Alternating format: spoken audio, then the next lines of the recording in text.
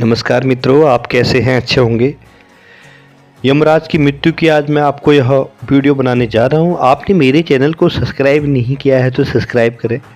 कहते हैं कि काल ब्रह्मा ने या कहें कि सर्वोच्च ईश्वर ने मनुष्य को मिट्टी से, देवताओं को प्रकाश से और देवताओं से विपरीत शक्तियों को आग से बनाया है। आज भी माना जाता है कि कोई भी आत्मा विकास क्रम में आगे बढ़कर ही पितर या देवी देवता बनती है। यह भी माना जाता है कि प्राचीन काल में सभी देवता सधरीर पर ही रहते थे और उन्हीं के तब शासन भी था। देवता और असुरों में युद्ध होता रहता था। यह भी कहा जाता है कि उस काल में मनुष्य का देवतुल्य लोगों का औसत 500 वर्ष होती थी। यह जानने के बाद हम जानते हैं मृत्यु के देवता यमराज की मृत्यु का रहस्य।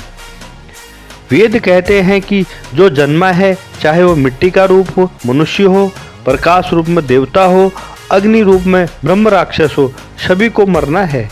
यह अलग बात है कि कोई 100 वर्ष मरकर दूसरा जन्म लेता है और कोई 1000 वर्ष तक जिंदा करने के बाद भी दूसरा शरीर धारण कर लेता है। इसी तरह पुराणों में 14 इंद्र की तरह अब तक 14 यमराज भी हो चुके हैं।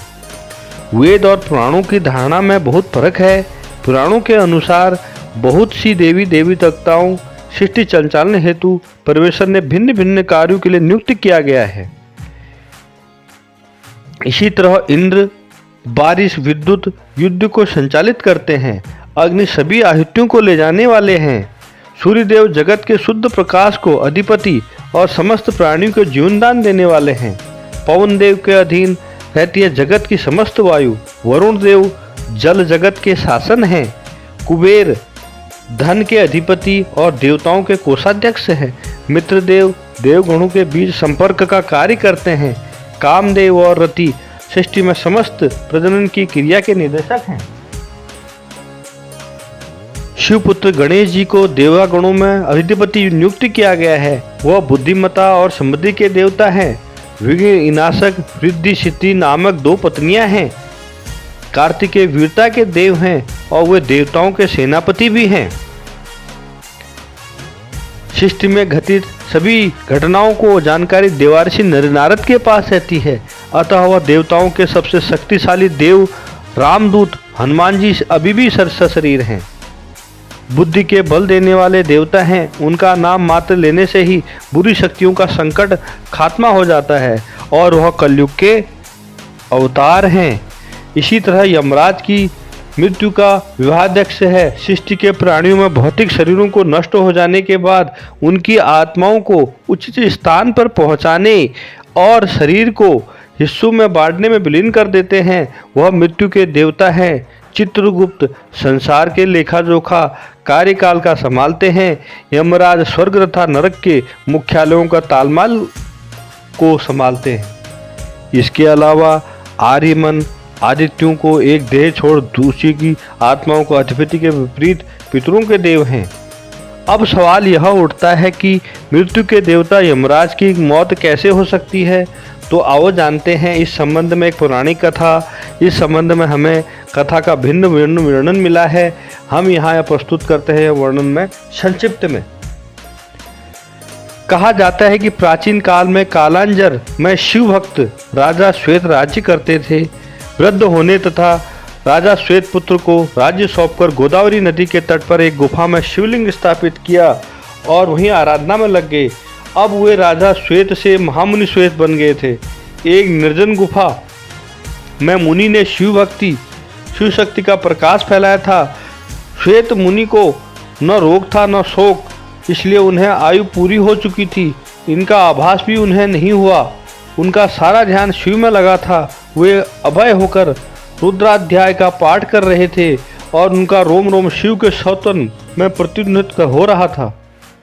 आयु समाप्त होने के बाद यमदूत ने मुनि के प्राण लेने के लिए जब गुफा में प्रवेश किया तो गुफा के द्वार पर ही उनके अंग स्थिर हो गए।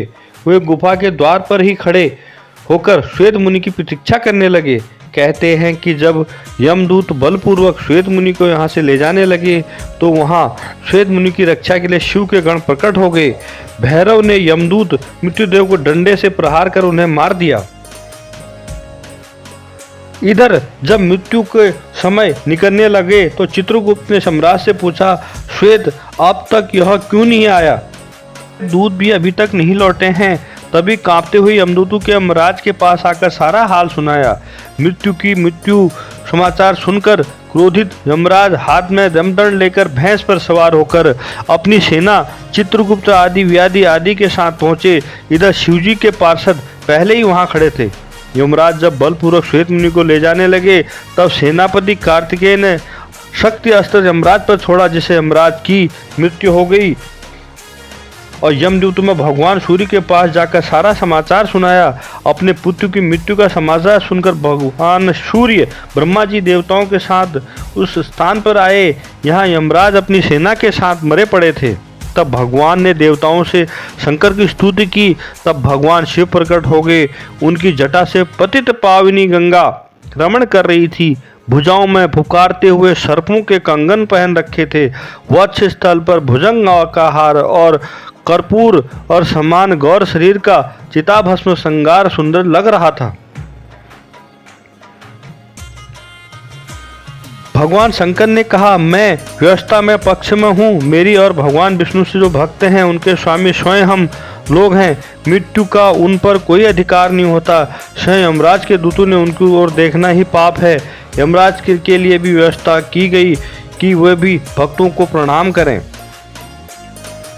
फिर भगवान शिव ने देवताओं की बात मानकर यमराज को प्राण दान दे दिए और दोबारा से सृष्टि के लिए उनको फिर नियुक्त किया गया, क्योंकि यमराज के मर जाने से, मृत्यु हो जाने से सृष्टि का कार्यभार सारा डोल गया था और यह जरूरी था कि यमराज को उनका जो है स्वरूप दिया जाए। इसी के साथ यह वीडियो समाप्त होती है। बहुत बहुत नमस्कार।